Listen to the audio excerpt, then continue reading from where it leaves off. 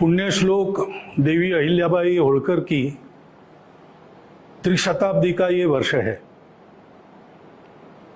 हमारे लिए आज की स्थिति में भी उनका चरित्र आदर्श के समान है।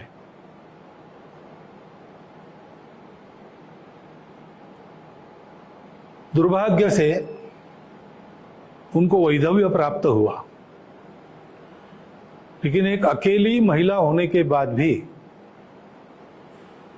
अपने बड़े राज्य को केवल संभालना नहीं, बड़ा करना, और केवल राज्य को बड़ा नहीं करना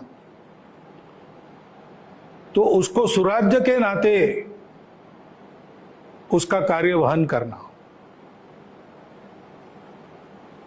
राज्यकर्ता कैसा हो इसका आदर्श वे है।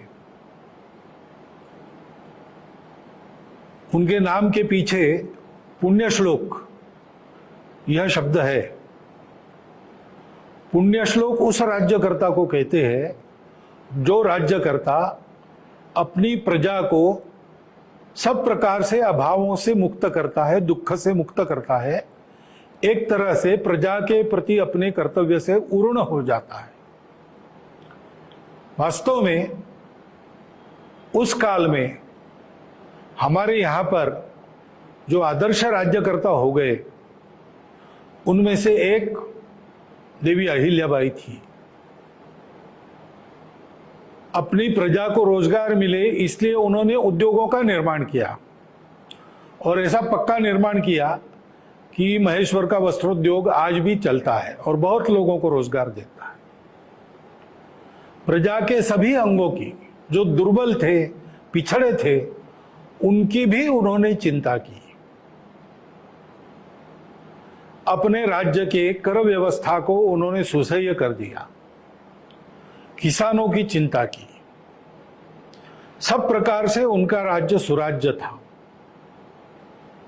प्रजा की माता के जैसी चिंता करने वाली राज्यकर्ता इस नाते उनको देवी अहिल्याबाई यह विधान उसी समय प्राप्त हुआ होगा, क्योंकि अपने बचपन से हम उनका नाम सुनते हैं तो केवल अहिल्याबाई होळकर ऐसा नहीं सुनते, देवी अहिल्याबाई होळकर ऐसा सुनते।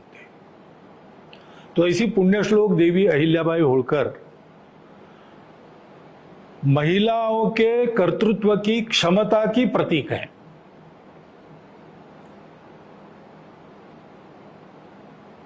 मातृशक्ति के सशक्तिकरण की बात आज हम करते हैं, लेकिन मातृशक्ति कितनी सशक्त है और क्या क्या कर सकती है, कैसे कर सकती है, इसका अनुकरण करने लायक आदर्श देवी अहिल्याबाई ने अपने जीवन से हम सब लोगों के सामने रखा है। उन्होंने जो काम किया वो अनेक प्रकार से विशेष है।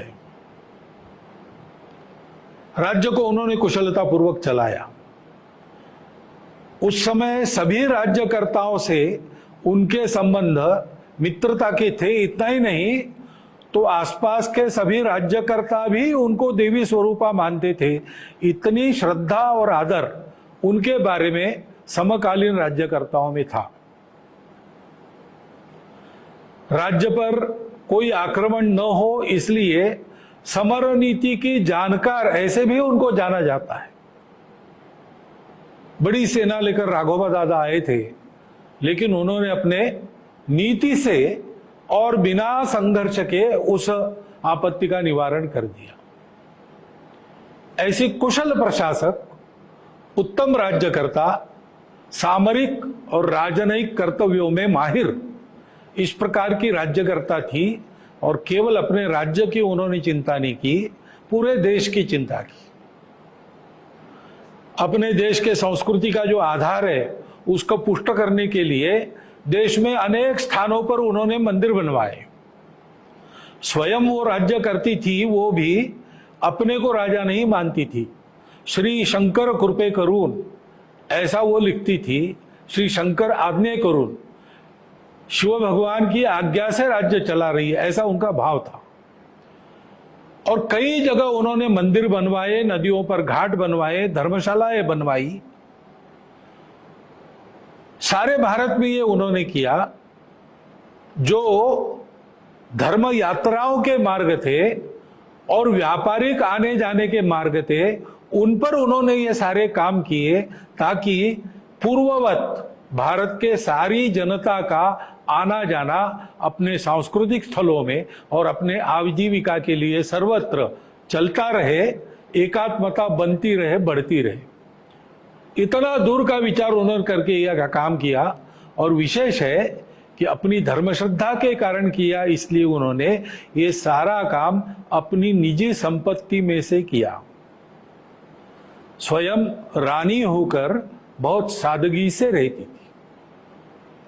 इस प्रकार प्रजा का पालन, राज्य का संचालन, राज्य की सुरक्षा, देश की एकात्मता, अखंडता, सामाजिक समरसता, सुशीलता और सादगी, इनका आदर्श रखने वाली एक महिला राज्यकर्ता, आदर्श महिला।